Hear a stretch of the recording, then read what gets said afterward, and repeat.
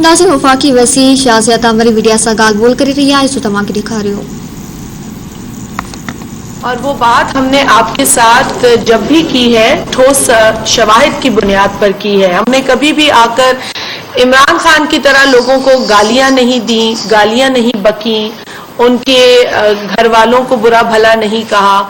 हमने जब भी बात की और जब भी आपके साथ प्रेस कॉन्फ्रेंसेस के जरिए हम मिले तो हमने यही कहा कि लोगों को तशवीश है, लोगों के मसाइल हैं, महंगाई बढ़ती चली जा रही है, तब्दीली के नाम पर पाकिस्तान में तबाही लाई गई, सुनामी की महंगाई जो है उसे मुसल्लत किया गया। जिस भी चीज पर हाथ रखो उसके दाम आसमान को छू रहे हैं। अगर आप तखमीना भी लगा लें चीजों का तो आप देखें कि आटे की कीमत क्या थी इमरान खान जब हुकूमत में आया और इमरान उसको कहां लेकर गया। 700 रुपए से 1100 आटा ले गया। आप देखें कि डॉलर जो था वो तकरीबन 105 106 हुआ करता था और जब ये मुसल्लत हुआ इस मुल्क के ऊपर, मुसल्लत होने के बाद 189 ये डॉलर को ले गया। मतलब पाकिस्तान की जो अपनी पैसे की कीमत है, जो वैल्यू है, वो गिरती चली गई। और बहुत सारी बातें हैं। ये कहता है मुझसे आप हिसाब ना मांगे, 1200 अरब का हिसाब ना मांगे जो कोरोना फंड का था। ये कहता है कि मुझसे जितने मैंने तारीख में कर्जे लिए हैं, पाकिस्तान की तारीख के पहले भी कर्जों के नंबर्स हैं, लेकिन वो नंबर्स इतने बड़े नहीं हैं जितने इमरान खान के 3.5 पौने 4 बरसों में लिए गए कर्जों का फिगर है। 20,000 अरब से जायद के कर्जे इस शख्स ने लिए हैं। IMF के सामने ये गया, ठीक है, दूसरी जमातें भी जाती रही हैं, लेकिन जब जब दूसरी जमातें IMF के सामने गई हैं तो उन्होंने अपने मुल्क के इंटरेस्ट को सामने रखा है, अपने मुल्क के अवाम के इंटरेस्ट को सामने रखा है। इसने IMF के सामने जाके खतरनाक तरीन शराइत को मनोअन जो है उस पर हामी भरी है। और जो शख्स कहता था कि मैं IMF नहीं जाऊंगा, मैं खुदकुशी कर लूंगा IMF जाने के बजाय, वो सिर्फ IMF गया ही नहीं, उसने खतरनाक तरीन शराइत को कबूल किया है IMF की। और क्योंकि वो पाकिस्तान का वजीर आजम रहा, उसने पाकिस्तान के फैसले किए उस पोजीशन पे रहकर, और वो फैसले किए जिसके हवाले से लोगों को कोई आगाही नहीं थी, लोगों को इल्म भी नहीं था। उनके नुमाइंदे जो कौमी असेंबली में बैठे हैं उनको ये मालूम भी नहीं था कि किन शराइत पर पिछली हुकूमत IMF के अग्री कर चुकी है, हामी भर चुकी है।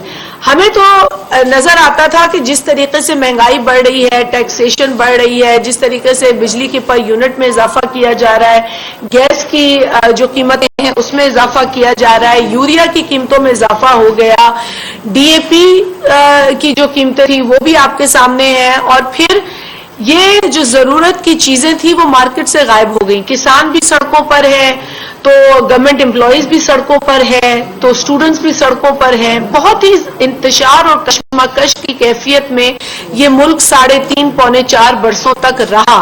लोग अगर अपने मसाइल, अपने जो कंसर्न्स हैं वो लेकर सड़कों पर आते थे तो उस पर भी कोई वजीर उनकी बात नहीं सुनता था। कोई ऐसा नुमाइंदा हुकूमत का नहीं था जो जिसके अंदर हमें खुदा तरसी या अवाम दोस्ती का कोई जज्बा नजर आए। तो एक बहुत ही, मैं समझती हूँ कि आमराना सोच इमरान खान और उसके टोले की ये 3.5 पौने 4 बरसों तक रही। और आज हम ये बातें सुन रहे हैं कि वो कहता है कि जी मैं तो खैर ऐसी बात कर भी नहीं सकती अपने मुल्क के लिए, क्योंकि भाई हमारे तो बच्चे यहीं रहते हैं, हमारे तो बच्चे यहीं पले, हमारे बच्चे यहीं बड़े हुए, हमारे बच्चों ने यहीं स्कूल जाकर कॉलेज भी खत्म किया, तो मैं तो ऐसी कोई बात अपने मुल्क के लिए कह भी नहीं सकती जिस तरह की इमरान अहमद न्याजी कर रहे हैं। वो तो अल्लाह माफ करे, वो कहते हैं कि मैं इस कुर्सी पे ना हूं तो ये मुल्क भी ना हो, तौबा नउज़बिल्लाह। तो हम तो इस चीज का तसव्वुर भी नहीं कर सकते। कभी वो मजहब के ऊपर जो है वो इंतशार की बात करते हैं, कभी वो मुल्क की सालमियत के ऊपर इंतशार फैलाने की कोशिश करते हैं। इस तरह की बहकी बहकी बातें करते हैं जिससे कि जो है वो ना सिर्फ हमें दुख होता है, हमारी तशवीश भी बढ़ती है, क्योंकि ऐसा शख्स जो है वो जलसों में खड़े होकर ये बातें कर रहा है और प्रचार कर रहे हैं ऐसी बातों का, इस तरह का माहौल पैदा कर रहे हैं جہاں لوگوں کو غلط میسیجنگ جا رہی ہے, لوگوں کو اشتعال دلایا جا رہا ہے, لوگوں کے اندر نفرت جو ہے وہ بھری جا رہی ہے, اور یہ پاکستان کی خدمت نہیں ہے. یہ سب سے بڑی ڈس سروس ہے پاکستان کو جو اس وقت عمران خان کر رہے ہیں. وہ صحیح کہتا تھا نا کہ مجھے تم اقتدار سے نکالو گے تو میں خطرناک ہو جاؤں گا. تو بھائی وہ کسی اور کے لیے نہیں, اس ملک کے لیے خطرناک ہو رہا ہے. جو اس ملک کی سالمیت کی پرواہ نہیں کرتا, اس ملک کے امن کی پرواہ نہیں کرتا, اس ملک کی عوام کی پرواہ نہیں کرتا, وہ اس ملک کا محسن, اس ملک کا خیر خواہ کیسے ہو سکتا ہے؟ تو عمران خان جس طرح کی حرکات پر اتر آیا ہے, افسوس کے ساتھ کہنا پڑتا ہے کہ اس شخص نے ایک پاک مقام مسجد نبوی کو بھی نہیں بخشا.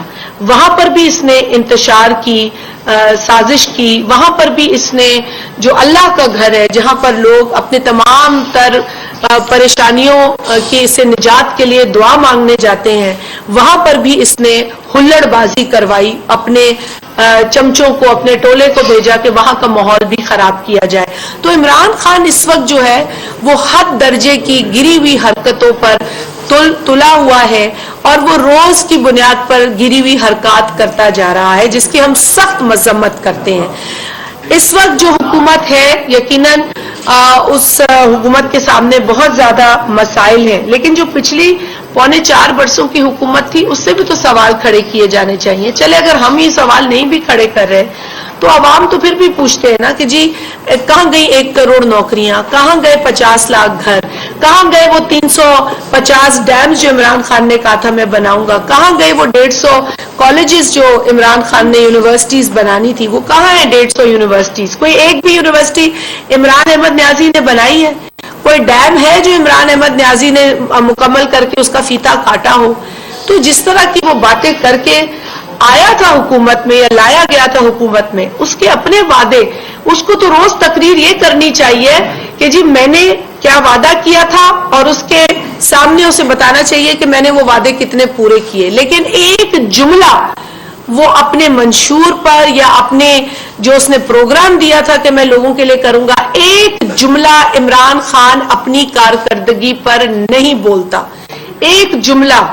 جتنے وہ جلسے کرتا ہے اس میں وہ نفرت پھیلاتا ہے, اس میں لوگوں کو اکساتا ہے, غلط ایک جھوٹ پر مبنی بیانیہ کھڑا کیا ہوا ہے, اس جھوٹ پر مبنی بیانیے کو فروغ دیتا ہے, اور وہ جھوٹ پر مبنی جو اس نے لوگ اکٹھے کیے ہوئے ہیں ان کو ٹرک کی بتی کے پیچھے لگاتا ہے. پہلے اس نے لوگوں کو ٹرک کی بتی کے پیچھے لگایا جب وہ الیکشن میں تھا, اب وہ ٹرک کی بتی کے پیچھے لوگوں کو لگا رہا ہے.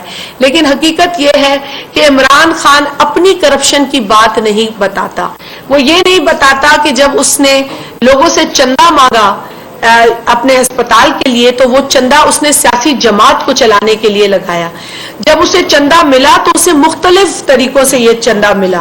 اسے چلیں کچھ پاکستانیوں نے دیا, لیکن کئی ایسے لوگ تھے جو اس میں پاکستانی بھی نہیں تھے, کئی ایسے اکاؤنٹس تھے جو ممنوعہ اکاؤنٹس تھے جس سے اس کو فنڈنگ ہوئی. اور ہم یہ شروع سے کہہ رہے ہیں کہ عمران خان کی فنڈنگ پر ایک بہت بڑا سوال ہے.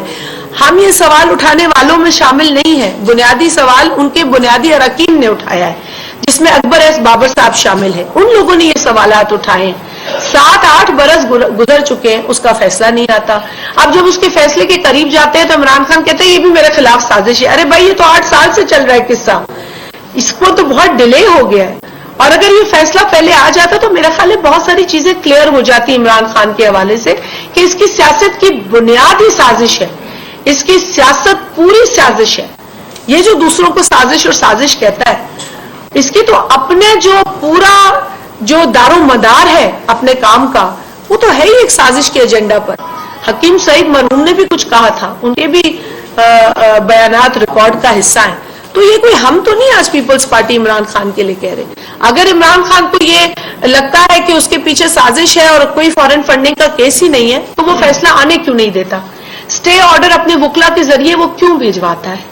وہ کیوں بار بار جا کے منتے ترلے کرتا ہے کہ اس کی پروسیڈنگز کو پبلک نہ کیا جائے, اس کو سیکرٹ پروسیڈنگز رکھا جائے؟ یہ کیوں منتے ترلے کیے جاتے ہیں ای سی پی کے سامنے؟ دیکھیں آپ میڈیا کے سامنے آ کے کوئی بات کرتے ہیں اور آپ ای سی پی کے سامنے جا کے کوئی بات کرتے ہیں, تو یہ ڈبل پالیسی کر رہے ہیں نا یہاں پر. اس کے علاوہ بے شمار باتیں ہیں. آپ کو انفلیشن جو 2018 کا کیا ریکارڈ تھا اور آج کا کیا ہے، 4% پہ تھی، آج 14% پر مہنگائی چلی گئی ہے. تو کوئی بھی شعبہ اٹھا کے دیکھیں، عمران خان نے صرف تباہی مچائی ہے، صرف تباہی مچائی ہے. اور ہر سیکٹر کے ساتھ اس نے ذاتی دشمنی کی ہے، ہر سیکٹر کے ساتھ. کون سا پاکستان کا سیکٹر جو ہے اس کی کارکردگی بہتر ہوئی ہے؟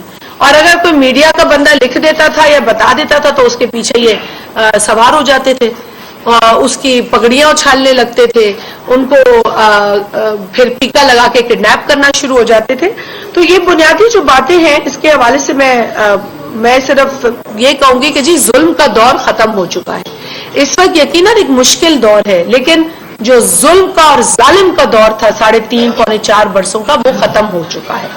اور میں چاہوں گی کہ فیصل کنڈی صاحب اس میں اضافہ کریں، پھر ہم آپ کے سوالات کی طرف جاتے ہیں. کچھ سینئرز بھی یہاں، میں صرف کنڈی صاحب مکمل کروں. بسم اللہ الرحمن الرحیم. شکریہ شاہ مری صاحبہ نے بڑی تفصیل کے ساتھ آپ کے ساتھ بات چیت کی.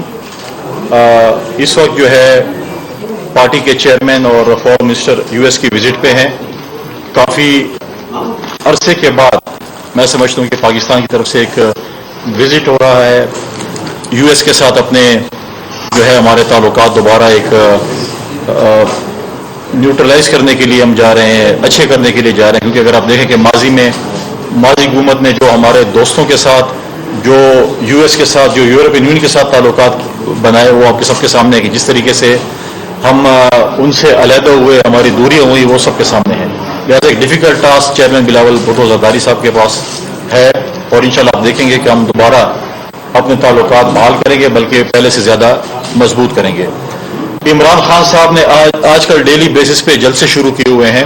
ہر جلسے میں آپ آج کی حکومت پہ تو تنقید کرتے ہیں، آپ اداروں پہ تو تنقید کرتے ہیں، آپ گلے شکوے تو کرتے ہیں، لیکن آپ نے آج تک یہ نہیں بتایا کہ آپ نے اور آپ کی ٹیم نے 3.5 سال یا پونے 4 سال میں کیا کیا.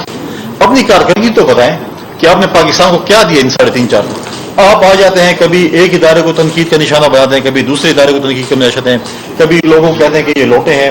میں ان سے آج سوال کرتا ہوں کہ آج اپنے جلسے میں اس چیز کا جواب دیں گے کہ ہمیں بتائیں کہ آپ کے جو ممبرز ہیں 20 ممبرز، ان میں سے کس نے ووٹ کاسٹ کیا تھا؟ ایک ممبر نے بھی ووٹ کاسٹ نہیں کیا تھا. اور آج آپ کہہ رہے ہیں کہ آج آپ کہتے ہیں کہ الیکشن، مجھے آج پتہ چلا ہے کہ مجھے تو الیکشن کمشنر کا نام کسی اور نے دیا تھا. یہ تو بہت ہی غلط آدمی تھا. اور جو بندے آپ کے ہوتے ہیں وہ بہت اچھے ہوتے ہیں، جو آپ کا ساتھ دیتے ہیں بہت اچھے ہوتے ہیں. ہمیں آج بھی وہ کلپ یاد ہے جب آپ وزیرستان میں تھے اور آپ نے کہا تھا پاکستان میں اس سے اچھا اور اس سے کھرا اور سچا بندہ چیف الیکشن کمشنر نہیں ہو سکتا جو کہ میں نے آج اپوائنٹ کیا ہے. جو بھی پنجاب میں یا کے پی میں آئی جی اپوائنٹ ہوتا تھا، چیف سیکرٹری اپوائنٹ ہوتا تھا، اس سے اچھا بندہ کوئی نہیں ہوتا تھا. لیکن بعد میں اس کو پتہ چلتا تھا کہ نہیں، یہ تو اچھا بندہ نہیں ہے، یہ کوئی اور بندہ ہے. آج ہمیں خان صاحب بتائیں کہ انہوں نے 3.5 پونے 4 سال میں کیا کرامات دیکھا ہے، کیا انہوں نے پروجیکٹس کیے، کیا چیزیں کی سوائے تباہی اور بربادی کے. سونامی کیا ہے کہ پاکستان میں سونامی دیکھے. آج جو ہمیں کہتے تھے کہ جی یہ سرکاری چیزیں ہیں، یہ آپ کے مامے چاچے کے پیسے نہیں ہیں، آج ہمیں بتائیں کہ خیبر پختونخوا کے حکومت کا ہیلی کاپٹر آپ کے مامے نے خریدا یا چاچے نے خریدا جس کو آپ استعمال کر رہے ہیں. سرکاری وسائل خیبر پختونخوا کے وزیر اعلیٰ کے استعمال کر رہے ہیں. اور جو صوبہ خیبر پختونخوا میں کرپشن ہو رہی ہے، ریکارڈ سب کے سامنے ہے.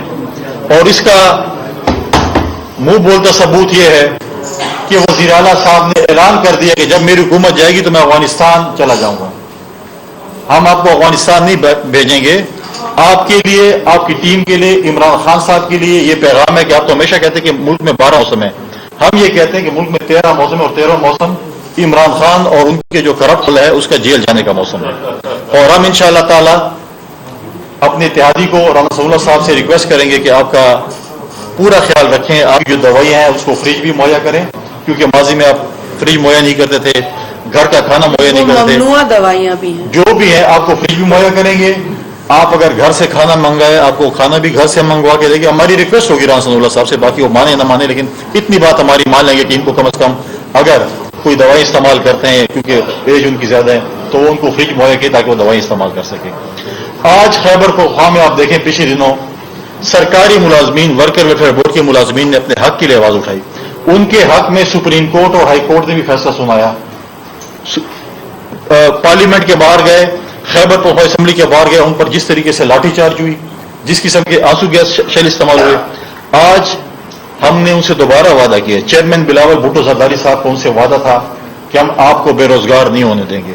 फेडरल मिनिस्ट्री हमारे साथ है, हमारे फेडरल मिनिस्टर साहब साजिद तूरी साहब पेशावर गए थे, उनने पूरे यकीन दिलाया सूबाई हुकूमत को कि हम इनको नहीं बेरोजगार करेंगे, हम लोगों को रोजगार देने वाले, हम लोगों को बेरोजगार करने वाले नहीं है। जो हमारा एक और वादा था MTI सिस्टम का, हम इंशाल्लाह इसके ऊपर कानूनसाजी कर रहे हैं। हमने अपने वफाकी वजीर साहब से भी हेल्थ से उससे बात की कि इस पर कानूनसाजी हो। MTI सिस्टम जो है वो इस हेल्थ डिपार्टमेंट की दुश्मनी का सबब है। हम कम से कम हमारी हुकूमत है इस्लामाबाद में, हम MTI सिस्टम को इंशाल्लाह खत्म करने जाएंगे। PMC जो बना था, PMDC के बाद हमने हमेशा एहतजाज में पाकिस्तान पीपल्स पार्टी उनका हिस्सा रही है। हम PMDC भी इंशाल्लाह ताला जो है वो कानूनसाजी करेंगे। जो हमने वादे किए थे उन लोगों के साथ, जहां जहां पर हमारी हुकूमत है, जो जो चीजें जो है हम कर सकते हैं, इंशाल्लाह हम करेंगे। आज इमरान खान साहब कहते हैं कि मेरी जान को खतरा है। हम इंशाल्लाह ताला हम हमेशा ये कहते थे। वो जमाना भी आप याद रखें जब सियासी लीडरान आफ्ताब शेरपा, अमीर मकाम, जिनके ऊपर खुदकुश हुए थे, मौलाना फजल रहमान पे खुदकुश शामिल हुए थे, और इमरान खान ने उनकी सिक्योरिटी विड्रॉ की थी खैबर पख्तूनख्वा पुलिस से और कहा था ये प्रोटोकॉल मांगते हैं। तो आज इमरान खान साहब बताएं कि आप अब आपकी जिंदगी को खतरा है, खुदा न करे कि आपको कुछ हो, आज आप प्रोटोकॉल के लिए मांगना चाहते हैं या अपनी सिक्योरिटी के लिए मांगना चाहते हैं?